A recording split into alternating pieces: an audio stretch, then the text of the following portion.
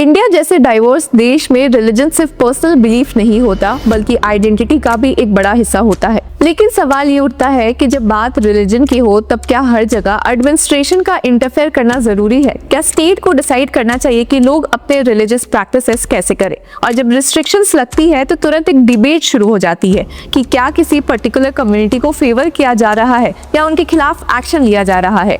आज का मुद्दा भी कुछ ऐसा ही है। उत्तर प्रदेश के शंबल डिस्ट्रिक्ट से एक केस आया जो सीधा कोर्ट तक पहुंच गया और यहाँ सवाल सिर्फ नमाज का नहीं बल्कि कॉन्स्टिट्यूशनल राइट्स का भी हो गया।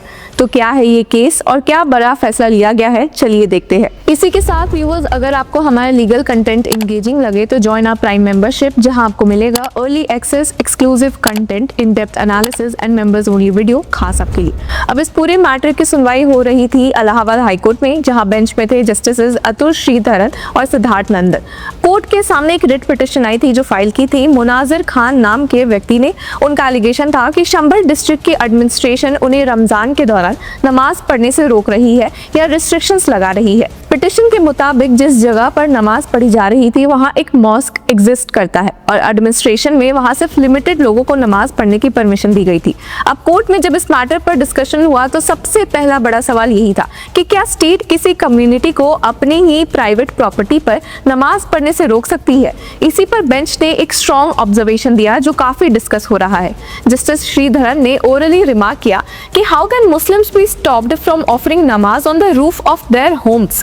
The rule of law must treat all citizens equally and the constitution must prevail।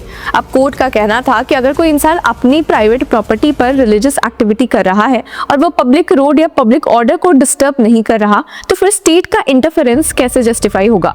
अब सुनवाई के दौरान उत्तर प्रदेश गवर्नमेंट की तरफ से additional advocate general Manish Goyal court में अपीयर हुए। उन्होंने स्टेट का स्टैंड रखा, कहा कि जो जगह डिस्प्यूट पे है वो मॉस्क नहीं है बल्कि एक प्राइवेट हाउस है। यहीं पर कोर्ट ने फिर एक इंटरेस्टिंग कंपैरिजन भी किया जो डिस्कशन का सेंटर बन गया। जस्टिस श्रीधरन ने स्टेट से सीधा सवाल पूछा और हिंदू रिलीजियस प्रैक्टिसेस का एग्जांपल दिया। कोर्ट ने पूछा कि are such restrictions placed in temples? A stampede occurred at the Mahakumbh Mela. Did you restrict 2 persons per 3 square feet? If the Hindus are praying in their houses, can they be stopped from doing so? अब court का basic point ये था कि अगर equality का principal apply ही होता है तो फिर रूल्स सबके लिए सेम होने चाहिए। अगर एक कम्युनिटी को प्राइवेट प्रॉपर्टी पर प्रेयर करने से रोका जा सकता है तो फिर लॉजिकली दूसरी कम्युनिटी पर भी वही रूल अप्लाई होना चाहिए। और अगर दूसरी कम्युनिटी को नहीं रोका जा रहा है तो फिर पहली कम्युनिटी पर रिस्ट्रिक्शंस कैसे जस्टिफाइड है? कोर्ट ने यह भी क्लैरिफाई किया कि स्टेट का रोल बिल्कुल खत्म नहीं होता। अगर रिलीजियस एक्टिविटी पब्लिक रोड पर आ जाए या लॉ एंड ऑर्डर डिस्टर्ब होने का जेन्युइन रिस्क हो तो एडमिनिस्ट्रेशन इंटरवेन कर सकती है। लेकिन जब बात स्ट्रिक्टली प्राइवेट प्रॉपर्टी की हो तब स्टेट का इंटरफेरेंस लिमिटेड होना चाहिए। अब इस केस का बैकग्राउंड भी काफी इंटरेस्टिंग है। पिटिशन फाइल करने वाले मुनाजिर खान का क्लेम था कि जिस जगह पर नमाज पढ़ी जा रही है वहां एक मॉस्क है और रमजान के दौरान नेचुरली ज्यादा लोग नमाज पढ़ने आते हैं, लेकिन एडमिनिस्ट्रेशन ने एलिजिटली सिर्फ 20 लोगों को नमाज पढ़ने की परमिशन दी थी। पिटिशन में कहा गया कि ये रिस्ट्रिक्शन अनफेयर है और रिलीजियस फ्रीडम को अफेक्ट करता है। कोर्ट ने कुछ दिन पहले भी इस इशू पर एक स्ट्रॉन्ग स्टेटमेंट दिया था। फरवरी 27 को बेंच ने एडमिनिस्ट्रेशन के डिसीजन को रिजेक्ट कर दिया था, जिसमें कहा गया था कि लॉ एंड ऑर्डर कंसर्न्स की वजह से सिर्फ 20 लोग ही नमाज पढ़ सकते हैं। कोर्ट ने उस ऑर्डर में काफी स्ट्रिक्ट लैंग्वेज यूज की थी। कहा था कि if the local authorities, that is superintendent of police and collector, feels that the law and order situation could arise because of which they want to limit the number of worshippers within the premises, they should either resign from their post or seek transfer outside Shambhal if they feel they are not competent enough to enforce the rule of law। मतलब court का कहना था कि law and order maintain करना state की duty है। अगर administration ये कहकर रिस्ट्रिक्शंस लगाता है कि वो सिचुएशन कंट्रोल नहीं कर पाएगी तो फिर ये उनकी रिस्पॉन्सिबिलिटी से बचने जैसा है। कोर्ट ने उस ऑर्डर में ये भी कहा था कि it is duty of the state to ensure that every community is able to offer worship peacefully in the designated place of worship and if it is a private property has already been held by the court earlier to perform worship without any permission from the state. लेकिन आज की hearing में एक नया twist भी आया। जब bench ने पिटिशनर के एफिडेविट और डॉक्यूमेंट्स देखे तो उन्हें कुछ डिस्क्रिपेंसीज नजर आई। अब प्रॉपर्टी के साइज और डिस्क्रिप्शन में मिसमैच था। कोर्ट ने पूछा कि आखिर उस लैंड पर अभी स्ट्रक्चर क्या है, तो पिटिशनर के लॉयर ने कहा कि फोटोग्राफ्स एनेक्स की गई है।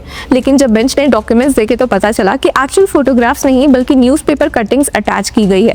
इस पर कोर्ट ने पिटिशनर को भी डांट लगाई। बेंच ने प्राइमा फेसी ऑब्जर्वेशन दिया कि शायद वो प्रॉपर्टी मॉस्क नहीं है। जस्टिस श्रीधरन ने तो ये भी रिमार्क किया कि स्ट्रक्चर को हाउस भी नहीं कहा जा सकता और वो सिर्फ एक रूम जैसा लग रहा है। अब कोर्ट ने पिटिशनर को भी वार्न किया कि अगर क्लैरिटी नहीं आई तो पिटिशन हैवी कॉस्ट के साथ डिसमिस भी हो सकती है। यानी एक तरफ कोर्ट रिलीजियस फ्रीडम के प्रिंसिपल को प्रोटेक्ट कर रहा है, लेकिन दूसरी तरफ पिटिशनर के क्लेम्स को भी ब्लाइंडली एक्सेप्ट नहीं कर रहा। अब हियरिंग के दौरान एक और इम्पॉर्टेंट ऑब्जर्वेशन आई। जस्टिस सिद्धार्थ नंदन ने ओरली रिमार्क किया कि ये इंश्योर किया जाना चाहिए कि नमाज के बाद कोई इंसेंडियरी स्पीचेस ना दी जाए। कोर्ट ने कहा कि अगर कोई प्रोवोकेटिव स्पीचेस दी जाती है जो कम्युनल टेंशन बढ़ाती है तो वो पनिशेबल है under the provisions of the भारतीय न्याय संहिता। यानी कोर्ट ने एक बैलेंस्ड अप्रोच दिखाने की कोशिश की है। एक तरफ रिलीजियस फ्रीडम को प्रोटेक्ट किया गया है और इक्वलिटी का प्रिंसिपल हाईलाइट किया गया है, वहीं दूसरी तरफ ये भी क्लियर किया गया कि अगर कोई स्पीच या एक्टिविटी कम्युनल टेंशन क्रिएट करती है तो उस पर स्ट्रिक्ट एक्शन हो सकता है। अगर कॉन्स्टिट्यूशन के अंदर सब सिटीजन्स इक्वल है और रिलीजियस फ्रीडम सबको इक्वली मिलनी चाहिए और अगर किसी हिंदू को अपने घर में पूजा करने से नहीं रोका जा सकता तो फिर एक मुस्लिम को अपनी छत पर नमाज पढ़ने से कैसे रोका जा सकता है? यही सवाल इलाहाबाद हाई कोर्ट ने आज उठाया है। साथ ही कोर्ट ने ये भी क्लियर कर दिया कि रिलीजियस फ्रीडम एब्सोल्यूट नहीं है। पब्लिक ऑर्डर डिस्टर्ब होता है, कम्युनल स्पीचेस होती है या पब्लिक रोड ब्लॉक होते हैं तो फिर एडमिनिस्ट्रेशन का रोल शुरू हो जाता है। पर फिलहाल इस केस में फाइनल आउटकम नहीं आया है क्योंकि कोर्ट पिटिशनर के क्लेम्स और प्रॉपर्टी के एक्चुअल स्टेटस को भी क्लोजली एग्जामिन कर रही है। तो व्यूअर्स, इस पूरे मुद्दे पर आपकी क्या राय है? Do let us know in the comment section. Until then, keep following Law Chakra.